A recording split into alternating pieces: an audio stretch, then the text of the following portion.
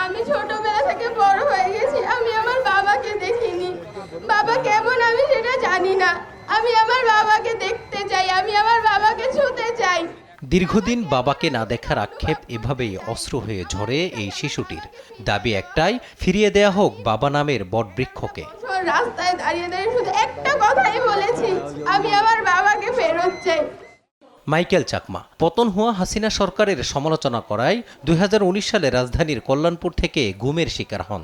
তুলে নিয়ে অন্ধকার করে চালানো হয় অমানসিক নির্যাতন। 5 বছরে একবারও ভাগ্যে মেলেনি সূর্যের আলো দেখার। সময় মতো দেয়া হতো না খাবার। ছাত্র জনতার আন্দোলনের পর গত 7 আগস্ট ছাড়া পেয়ে পরিবারের কাছে ফেরেন মাইকেল চাকমা। একটা দিন সেখানে বন্দী অবস্থায় থাকা মানে স্বাভাবিক জীবনে হাজারটা দিনের সমান। ওখানে বাইরে কোনো আলো বাতাস, ন্যাচারাল আলো বাতাস প্রবেশের কোনো সুযোগ নাই। আর বাইরের কোনো শব্দ যোগাযোগ করা, বাইরের কোনো শব্দ আপনি কোনো শব্দ শুনতে পাবেন না। আর একই সাথে আপনার বাইরে কোনো ইনফরমেশন পাওয়া বা কোনো যোগাযোগ করা বা কোনো এমনকি কারোর সাথে কথাবার্তা বলা পর্যন্ত সেখানে সুযোগটা নাই।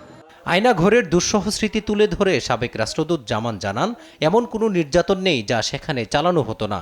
গুমের সাথে জড়িতদের কঠোর শাস্তি দাবি করেন সাবেক এই কূটনীতিক।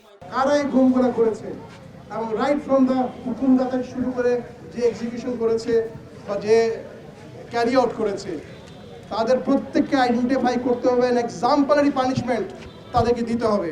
এ সময় গুম হওয়া ব্যক্তিদের সন্তান ও আত্মীয় স্বজনেরা দ্রুত পরিবারের কাছে ফিরিয়ে দেওয়া সহ দোষীদের শাস্তি দাবি করেন তারা।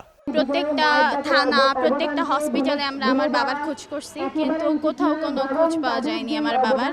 শৃঙ্খলা পরিচয় দিয়ে গুম করা হয়েছে। আমার মা প্রেস ক্লাবের সামনে অনেকবার অজ্ঞান হয়ে পড়ে, কিন্তু আমরা আদৌ পর্যন্ত 8 বছর ওর কোনো খোঁজ খবর পাইনি। 2016 সালে আমার বয়স ছিল 6 বছর। এখন আমি এসএসসি পরীক্ষা দিব। তখন বাবা কি আমি বুঝি না, বাবা কাকে বলে আমি জানি না। আমাকে সবাই বলতেছে তোমার তো বাবা মারা গেছে। আমার বাবা মারা গেছে, মারা যাওয়া কি আমি জানি না। এখন আমি জানি বাবা মারা যাওয়া কি 8 বছর বাবা ছাড়া।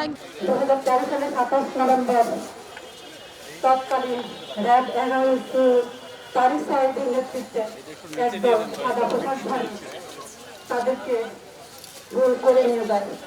আজ পর্যন্ত তাদের কোনো সন্ধান আমরা পাইনি। প্রত্যেকটা পরিবার কাছ থেকে 20, 50, 60 এইভাবে র্যাবের যারা জড়িত তারা প্রত্যেকে মুক্তিপণ আদায় করছে। এতে করে প্রত্যেকটা পরিবার অর্থনৈতিকভাবে ক্ষতিগ্রস্ত হয়। আমরা গুম হওয়া ব্যক্তিদের ফেরত চাই এবং প্রত্যেকে এই ঘটনাগুলোর সাথে যারা জড়িত তাদের বিচার চাই।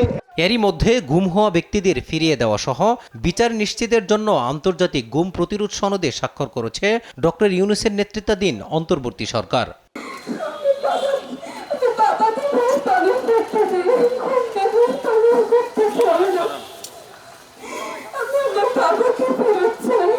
মাজহারুল ইসলাম, দেশ টিভি, ঢাকা।